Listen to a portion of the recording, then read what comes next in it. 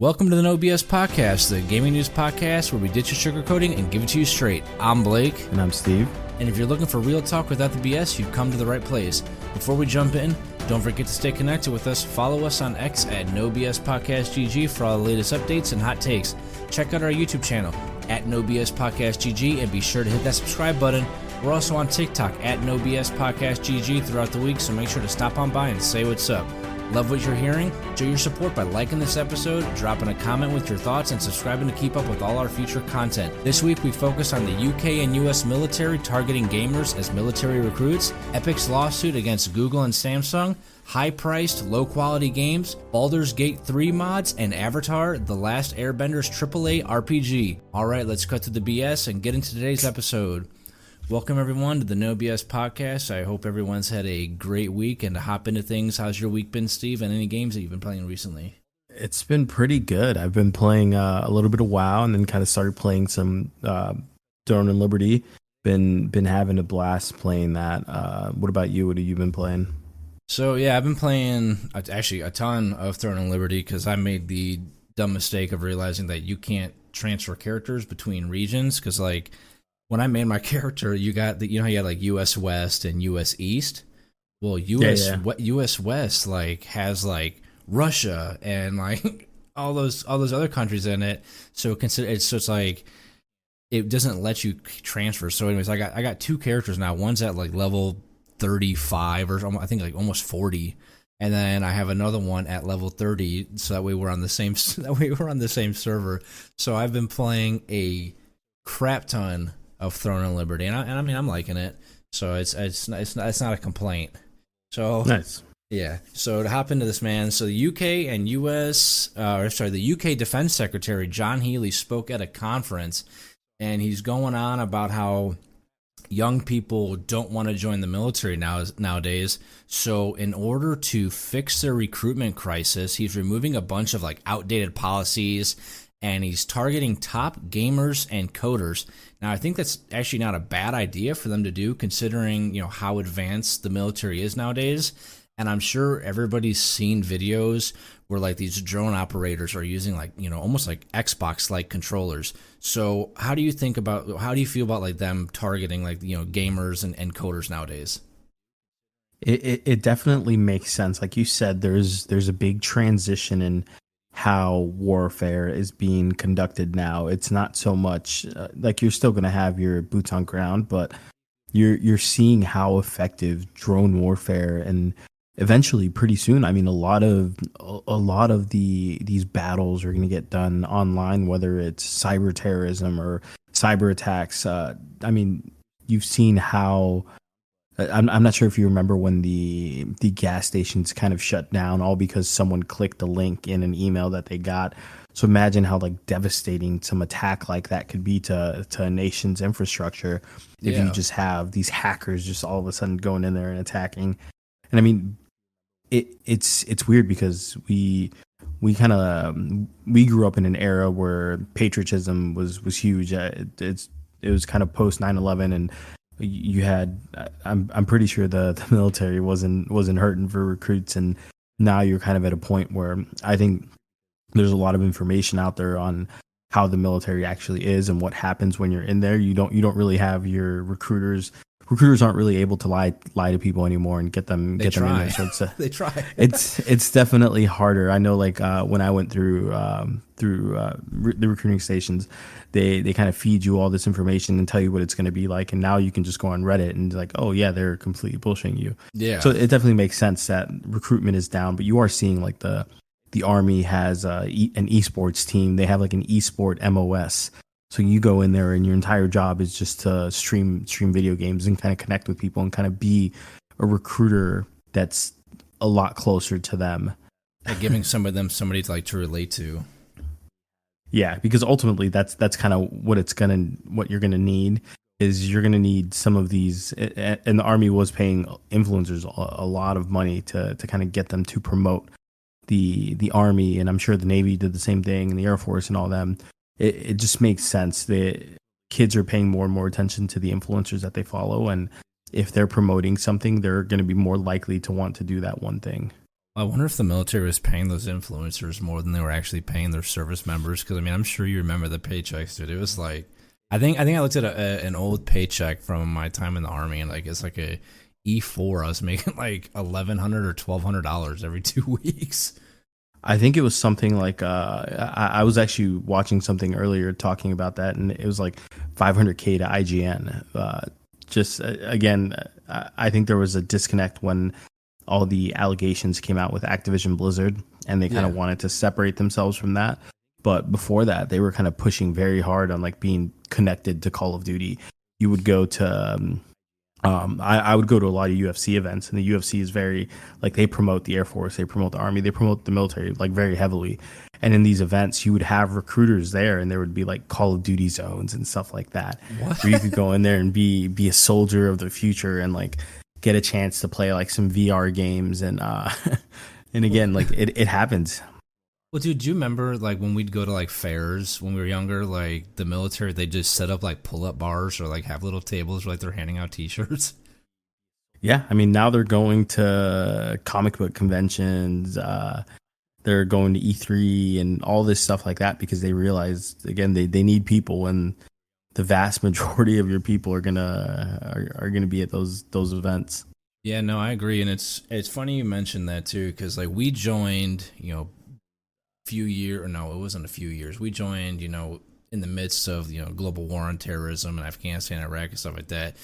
It's crazy because like you had me, you, Brett, and like how many of our friends like we had what you had Keith, you had freaking Matt, you had all these people who had like joined the military. Now it's like I don't really know anybody who's joined. So like I feel like I know I've seen tons of articles out there about how they're trying to, recruit, that their numbers are low. So the U.S., like you said, the U.S. is kind of hopping on this whole targeting gamers too. So like an article put out by Forbes, actually today, the U.S. Navy launched a Reddit-wide role-playing game that calls for the members or players, if you want to call them that, to decipher codes and search for clues to complete command directives. And like you can say, this is done. They're doing this in hopes to attract their next generation of submariners. Now, what I liked that the UK was doing, and I think the US needs to do this as well, is the UK is talking about removing like a bunch of outdated policies. If you're trying to, so you got to think about like what gamers look like, dude. Or not they're. I don't want to say they're overweight. You got a lot of scrawny. There's gamers of all shapes and sizes, but like. With the military, the beard, the tattoos, things like that, like I can't even re-enlist because I have a throat tattoo, yet I was like honorably discharged. So I think that they need to really like relax on those standards if they're going to try to target these gamers and coders. Well, I think they are working on reducing a lot of the restrictions. Like they're even going to the point where they have a boot camp before your boot camp to kind of help people that are struggling on the physical aspect of it and get them ready for boot camp, so they're kind of good to go. I think they're increasing the age limit. I know there was a thing on kind of floating around online a couple months ago, basically stating that you're able to go in up to I think it's like 40 something now, depending on your MOS. That's right, because it was like really young, right? You couldn't like I think it was like 35 or something like that was like the max 30. age. 30 yeah, 35, 36, something like that. And then certain officers, like if you're a medical officer, you had to like 40 something as like that's when the very last year that you can kind of go in. But again, it's like they're increasing it because they're struggling to get people in. So I wonder I wonder if they are gonna kind of loosen up on the regulations and then maybe increase the pay. I think the pay is definitely a big hindrance to them. It's I don't think the pay has increased much since we got out. And if you think about it, like dude, I looked up the pay, not recently, but probably like a few months ago or last year, and it's barely even over what we were making, and that was in 2009 through like 2013, 2014 when we all got out. So yeah, pay 100%, dude. I mean, you got to consider we had housing and food, but like you're literally away from your family the whole freaking time. And if you want to attract those people, you also got to up your pay. Yeah, it's definitely a different type of gig, I would say for sure. Like for me, I definitely I credit a lot of my success in my career and in my life to the military. I think without the military, I definitely wouldn't be where I'm at, and especially not with my career. I think military gave me the opportunity to go to school. Like I would have never been able to afford to go to school had it not been in the military. So there's definitely good things, but like you said, there's definitely bad, and the pay is definitely one of those. Yeah, 100%. So yeah, so basically, if you are a gamer and coder, just be looking out for the military sending you some propaganda to join it. So in our next one, man, according to the Mirror.com, Epic Games has filed a lawsuit against Google and Samsung, claiming they're torpedoing the game studio by preventing Epic Games customers from indulging in their products. Now, this is Epic's second lawsuit against Google since last year, and this one is about the two companies. What they're doing is they're intentionally sandbagging their business by making it difficult for consumers to download their games with their auto block feature. Now, what this auto block feature does is it only permits the installation of apps from the Samsung Galaxy Store and the Google Play Store, and they forbid the installation of third-party apps unless you manually disable the feature. Now, this website mentioned that there was another group of people that tried to figure out how to do this, and it wasn't as easy as you seemed. So now they did win a lawsuit similar to this against Apple, but their Epic Store is only accessible, on iTunes or whatever, Apple Store in the EU, and they said it is going to be available in the US, but there's no word on it. So now, how do you feel about like these big phone companies, or these big monopoly companies preventing gaming companies from putting their store on their apps? So the Apple one, I'm a big supporter of what Epic did against Apple. I'm not sure if you kind of looked into that too much, but it was, how when you try to make an in-app purchase through Apple, you have to go through the Apple Store. Yeah. And Epic has their own in-game store, and that's kind of what they were trying to do. And Apple basically said, no, if you're going to have microtransactions on an iPhone or iPad or whatever, it has to go through the Apple Store, because they wanted to get their cut, basically. Yeah. Which, I mean, Epic is already huge. They don't necessarily need that kind of push from being on an iPhone. So it made sense for Epic to want to fight. Like, they knew a lot of their income was generated all by microtransactions. So I'm definitely for that aspect of like this game developer is fighting to kind of try and keep all of their money, because ultimately they're the ones that are doing this. They're doing all the work. They're providing you the content and kind of pushing your platform to bigger levels in a sense. The portion with Samsung and Google, again, like I'm all for people putting whatever they want on their phones. However, I do think there should be some sort of protection against some of these third-party apps, because not every third-party app is the safest thing to download. And there's a reason that only certain things are able to make it to these big platform stores, is because they've kind of been vetted and tested and made sure that you're not downloading any kind of malicious software onto your phone.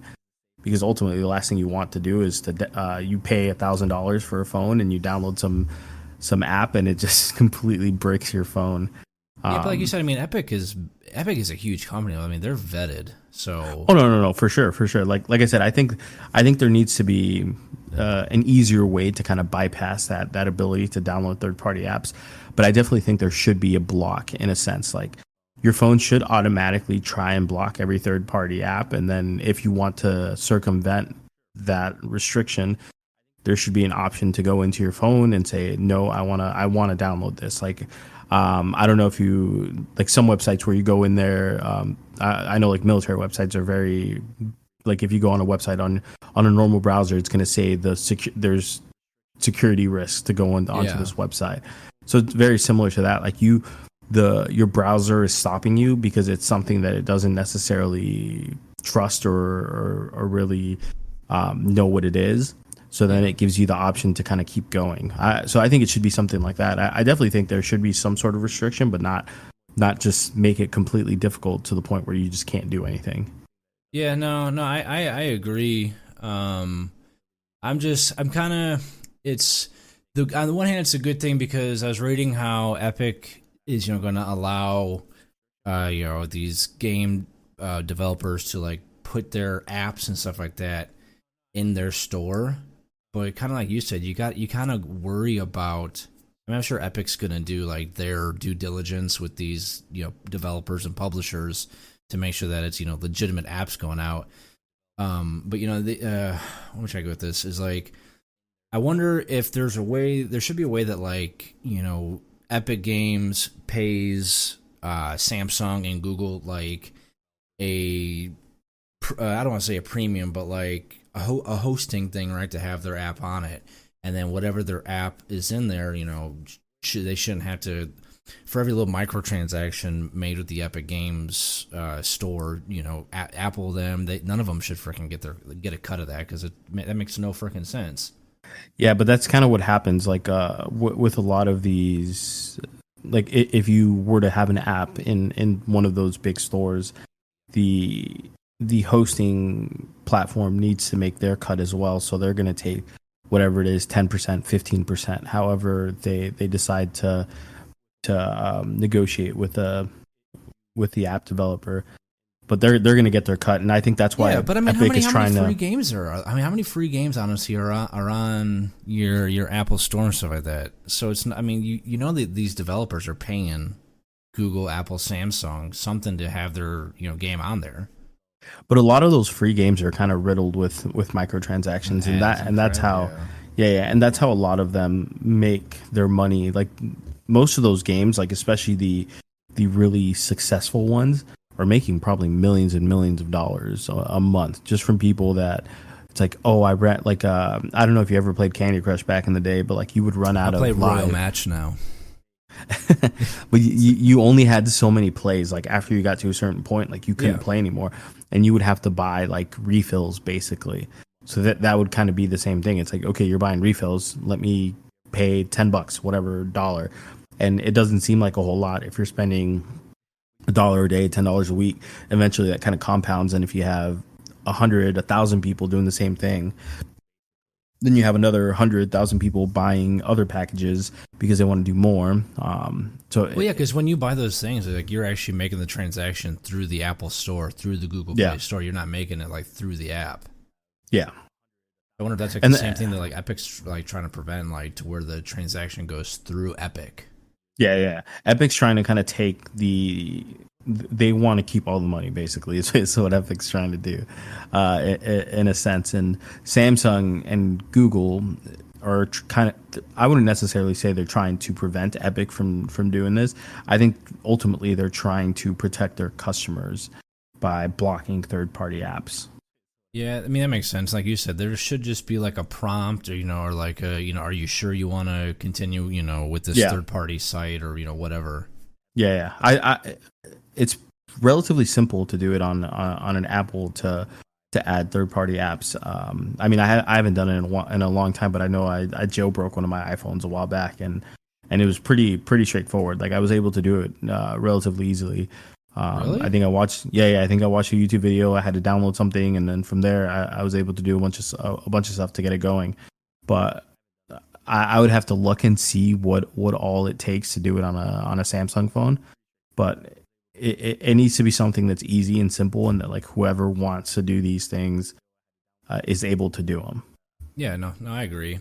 So now, before we get into our next topic, don't forget to stay connected with us on X at NoBSPodcastGG, and also subscribe to our YouTube channel at NoBSPodcastGG. Also, rate and review us on Apple Podcasts and Spotify. All right, man. So there's an article that got put out on PC Gamer. We were just talking about Epic. So this is about the CEO of Epic, Tim Sweeney, stated a lot of games are released with high budgets and they're not selling. Now, he actually outed some games, like Suicide Squad, Final Fantasy 16, Starfield, and Star Wars Outlaws, which we've talked about, multiple times. And like we said, there's nothing wrong with having a high-priced game, but the quality has to be there. You can't put a $70 price tag on a $5 game. And I also think you need a huge fan base, behind your game, because last week we were talking about Dragon Ball Z. And I mean, you sent me videos after videos of like how hyped this game is. Like, so just to put it in perspective, they have a like an Ultimate Edition, which I think is like $110. That $110 game is selling more than the new Call of Duty Black Ops. Just the pre-orders are selling more for this Dragon Ball Ultimate Edition at like 110 some dollars than the standard Call of Duty Black Ops 6. And so the Dragon Ball Z is actually releasing here, I think on like the 11th. So that kind of goes to show you, like, you can charge that price 100%, but you need to have that fan base. Your marketing needs to be there. You can't just throw that price on something. I mean, look at like Black Myth Wukong, dude. People were eating it up, the premium of it, dude. So it's like, as long as you got a good game, like, there's nothing, people will pay it. Yeah, and you're kind of seeing it with a lot of indie developers coming out that are giving us incredible games. Like last year we had Dave the Diver, this year we had Balatro, and you had Hades 2. Like, there's a bunch of these indie developers that are coming out and that are making games. Like, I don't know if you remember earlier this year when Lethal Company was kind of making its run and became like the number one selling game on Steam, and like the most played game on Steam, the most watched game on Twitch and TikTok and all that stuff. And it was this, I think he was like a 16-year-old kid that made this game. He kind of learned how to code because he wanted to do stuff on Roblox, and then just release stuff, and then got better and better and better, and then eventually dropped this, and people loved it. Like, people just want good gameplay. And one of the things that I saw in the article that I think was actually it makes sense is when he was kind of stating how people are more so looking for games that they can kind of play with their friends, something that they can enjoy with other people, and not so much just the single player aspect of it. I think you do see, like, I mean, most of all the games that are played, I think if you're kind of looking at the charts and everything, the top play games tend to kind of be that multiplayer game, whether it's PUBG, Grand Theft Auto, Baldur's Gate, all that stuff, even Call of Duty, to a sense. Like, people love playing with other people, and I think that's one of the great things about gaming. It provides an avenue to connect people with people that they barely know, or people. Well, but that's how people are nowadays. They don't want to go out, and they're not as social. But like in a game, it's like you don't have to. No, they don't know what you look like, so it's a lot easier to kind of be social. Yeah. You know. So I thought it was kind of funny, though. Sorry, here you go for it. You go ahead. Oh no, I was just gonna say, and people, it's not that people don't want to play single player games, but I think if you have a single player game, it really needs to kind of capture the attention of the player. And I think you saw that with Black Myth Wukong, that like people, the story was kind of was okay, but the combat was great and it was very engaging, and a lot of people really gravitated towards that. Yeah, no, I agree with you. So I just wanted to mention too, like, he was basically boasting about how Fortnite has been achieving all-time peaks of 110 million active users, even amidst a quote-unquote generational change in the gaming industry. And I don't think generational change is really the right word. I think, as we've stated on here multiple times, people now are they're speaking with their wallets, or speaking with their dollar. If you don't put out a good game, you're not going to buy it. So I don't think it has anything to do with the generation. I just think people are wisening up and realizing that these AAA companies are putting out shit games. Yeah, and because like you said though too, like, because I was gonna say the same exact thing about you. If it's a single player game, it has to be good, because like I said, look at the success of Black Myth Wukong. I mean, it was so freaking popular. PS5s were freaking selling out. Look at look at Elden Ring. Look at all these single player games that are like, as long as they're good and well developed, like, the players are gonna flock to them. Yeah, and there's a big like gravitational pull towards anything that has hype. I think we live in an era now where social media is so prominent that if you see something all the time on your TikTok feed or YouTube and all that stuff, it's going to make you want to play that more. You're going to get that FOMO and want to experience it yourself. So whenever we see gets in a your game, subconscious. Yeah, whenever you see a game that's just like instantly people are kind of bashing it, and I think you saw it right away with Star Wars. Like, before it even came out, people were already shit talking it, and as soon as it came out, it was dead on arrival. Same thing with Concord. Like, it's never really given a chance. Like, people right now have this mindset of like, it's impossible to change their mind. It's either going to be good or it's bad, and there's no in between. Well, I won't even lie to you, dude. If we didn't, do the research on these companies and games, I would have never really known about like Concord. Like I don't, and even like I know about Star Wars, but like the game itself, like they need to do a better job of like really like advertising and marketing it. Yeah, I think now it's kind of very reliant on influencers, and you'll see a lot of sponsored streams. Like that's why you kind of notice like whenever a brand new game comes out, you tend to see a lot of the bigger streamers playing it, just because these developers have kind of started to understand that like the best marketing they can do is to create hype, and the way to create hype is to have these big streamers and influencers play their game and make it look like they're having fun or actually having fun. um, and that's going to make people want to play it and want to enjoy it and experience it themselves.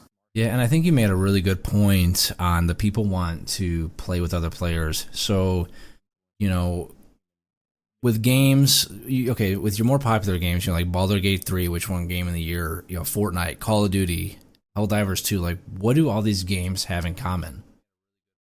You can all play them with your friends. So, like, again, that I think needs to be, like, I don't want to say the main focus of these games, but it should be a huge thing, especially if you're not putting out a super, well put together solo player game.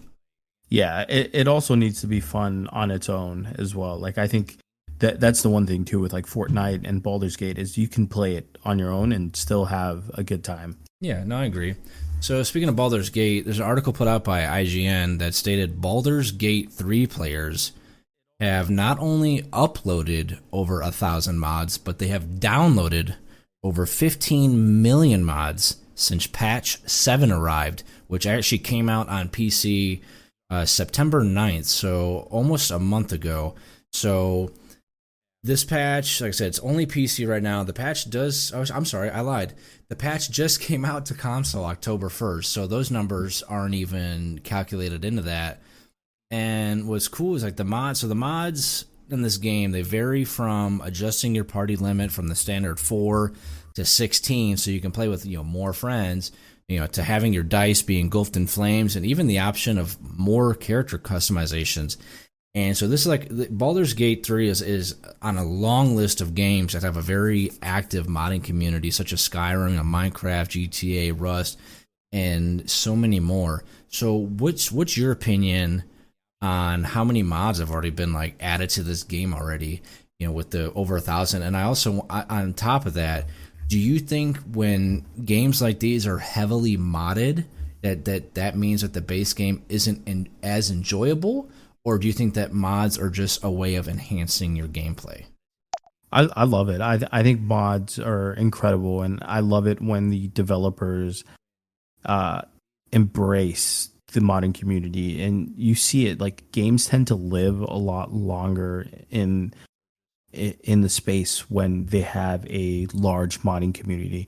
Like 100%. You still see people play Minecraft, you still see people playing Grand Theft Auto, Rust, and we kind of saw recently. I know we talked about it a couple weeks ago with the Call of Duty mod, and how Call of Duty just kind of shut it down instantly because they just didn't want the competition in a sense.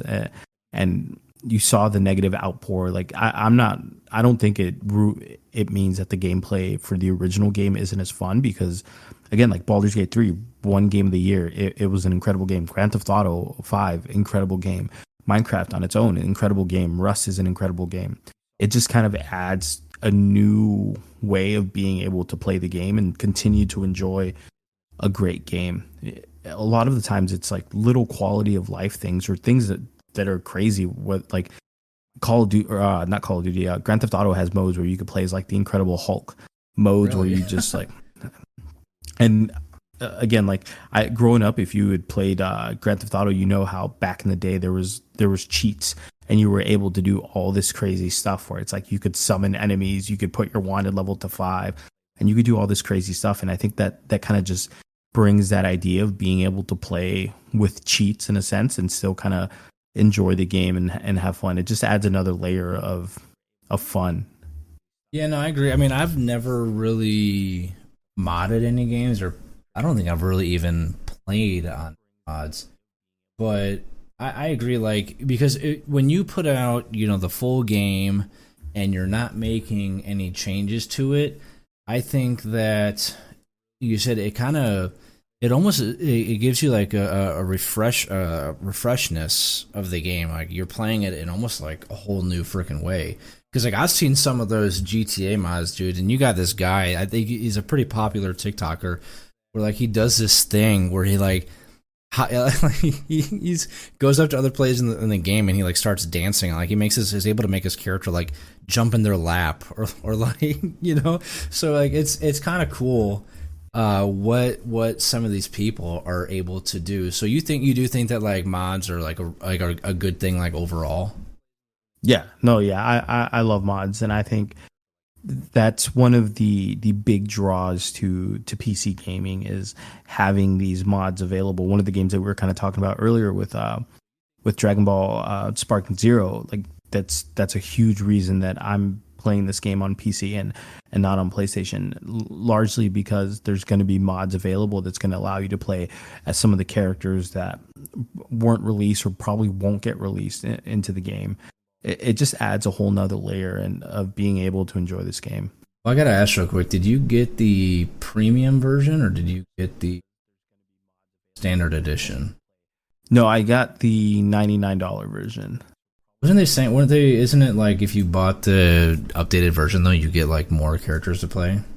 So you get the battle pass with both modes. It's the $110 version comes with an extra skin and something else, and I was definitely contemplating on buying it, the $110 version, but for me, I was completely fine with just the $99 version. Yeah, I still need to buy it. I might wait until you play it for me to check it out. I mean, it's definitely going to be enjoyable. It's going to be fun. I'm going to enjoy it. I'm going to have a blast. So, okay, in your opinion, if you had to state your favorite game in their mod, which game is your favorite with mods on it? Ooh, that's a hard one, isn't it? Yeah, I mean, I really like a lot of the Minecraft mods. There's a lot of really fun Minecraft mods that I've played. Whether it's changing the environment to play like you're in a Skyrim world or a Grand Theft Auto mode. There's a lot of shooters that you could play in Minecraft and Roblox, and a lot of these games that have these huge communities. A lot of it has to do because of mods and being able to create things from the base game, like Fortnite. Like you could open up the Fortnite app and you could see all these different game modes that you could play that were created by users. I think it increases the lifespan of the game because it just provides more content. Like I think I've spent hours playing like those like stupid like YouTuber simulator things on Fortnite or or like the parkour maps on Fortnite. I just love like stupid little games like that you can kind of just waste a couple hours playing.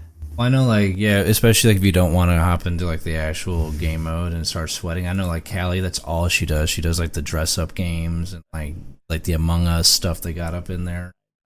No, it's real cool. I think sometimes even like the modded versions are better than versions. Oh yeah, for sure. So before we get into our last topic, if you're enjoying this episode, don't forget to stay connected with us on X at NoBSPodcastGG. Also subscribe to our YouTube channel at NoBSPodcastGG, and also rate and review us on Apple Podcasts and Spotify. So there was an article put out again by IGN that mentions the Avatar: The Last Airbender is getting a AAA ARPG game it's going to be published and developed by Saber Interactive and Paramount Game Studios are working on this together, and they've brought us games like Space Marine 2 and the Evil Dead game. Now they have mentioned that this will be made for both PC and consoles. Now the details still are being ironed out with everything, but these two companies, they're already like hyping the hell out of this game, basically saying it's going to be the biggest game in the biggest video game in the whole Avatar franchise history. So like, are you a big Avatar fan, and how do you feel about another game? So I was never like the biggest Avatar: The Last Airbender fan. I just, for me, it was just never something that I got really big into. But You I like can Dragon see Ball how. Z. Yeah, it's just I don't know. I don't know what it was. It just never really connected with me. And again, like I still watch animes to this day, and it's just something I just never really picked up on. But again, like I know people that love this show, that love everything about Avatar, and I can see why it's such a big, expansive world. And I think the game premise is awesome. Like you have four nations that are almost constantly at war with each other, and the avatar is like the person that kind of unites them. The avatar has powers to do all four. Basically, they have the power of all the elements, Yeah. and that's why they're the avatar. Versus, like if you're born in this specific nation, you're only kind of connected to this. I'm. Who knows what they're going to do with the game? Like I'm kind of hoping that they do something more like Fable, where you kind of get to decide whether you want to be good or evil, and decide which civilization you want to kind of unite with, or if you want to just bring everything together, but giving you the option to go either route. I think that would be awesome. Yeah. It's such a big world, and it's promising. It's promising for sure, and I just need to see more. Yeah, there before hasn't I been get any excited. like gameplay put out on it. They're just kind of like a concept of what it's going to be. Yeah. No, it's again, it's there's a lot of hype behind it. It's, you see when they try to do things with these big IPs, like you have the fan base already built in. You just need to either a pivot to where you, or not pivot, but you need to choose whether you want it to be a fan service game, where you're just kind of appeasing the fans and you're hoping that those people bring in enough revenue, or you pivot and you make something that may not necessarily 100% appease the fans, but it's going to be a good game in that universe. And Yeah. I think you kind of saw it a little bit with what they were trying to do with Star Wars Outlaws. It's like they didn't necessarily appease the fans, because I think if you're talking about Star Wars, everyone wants to be a Jedi. No one wants to be an outlaw smuggler. You want to be a Jedi. You want to have a lightsaber. You don't want to do any of the other stuff. So for them to go the route of like, okay, now you're this like outlaw and this is what you're doing, who knows what they do with Avatar. And I'm kind of hoping they go the route of trying to appease the fans a bit more. I think I was reading it's actually supposed to be like a new avatar in the game. Now, Yeah. Yes, but I did want to share a quote to kind of give the description of this game. This is directly like from the company. So they say, and this is quote, "Players can expect to be immersed in a vibrant world, master all four elements, engage in dynamic combat alongside companions, and experience the challenges and decisions that come with being the keeper of balance in the world." Now, this kind of, again, I've never really been a huge Avatar fan, but now this story, it will feature elements that are both new and familiar to fans of the franchise. So like I said, I've never been a big fan of it, but you know what they're doing too with this is like you were saying, when they say, you know, dynamic combat alongside companions, to me that directly translates to a game that you're going to be able to play with your friends. So I think if it's going to be this huge open world, you know, immersive thing, I can't see it not being successful.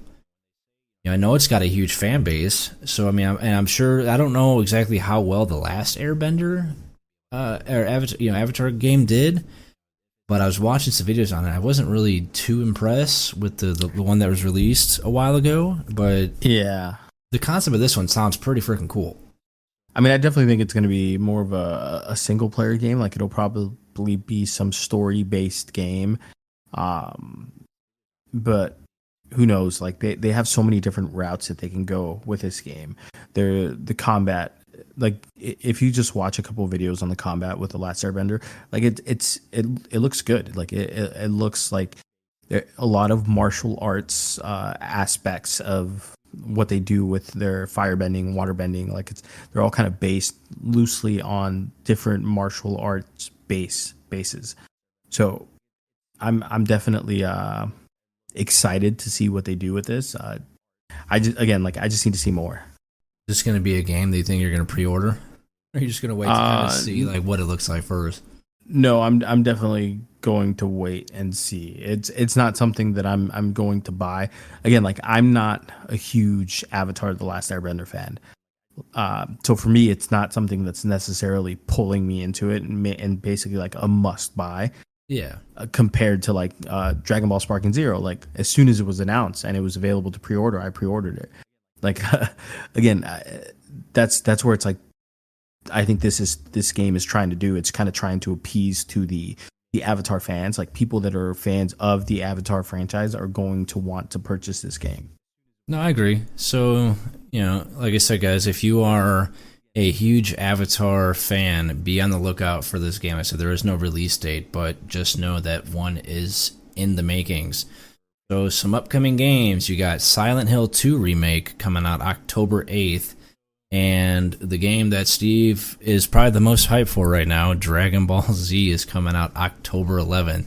Now, there wasn't really a whole lot of games I thought you guys should really check out on Steam, but the best one that I could highly recommend to you guys is Dark Souls. The whole franchise is 50% off, so if you are a fan of the Dark Souls, make sure to hop on over to Steam and grab that. And that's it for today's episode of No BS. If you enjoyed the unfiltered conversations, make sure to like and subscribe on YouTube at No BS Podcast GG. And don't forget to connect with us on X at No BS Podcast GG for all the latest updates and more. Catch us on TikTok as well at No BS Podcast GG. We appreciate you listening, and we'll be back next week with more straight talk, No BS.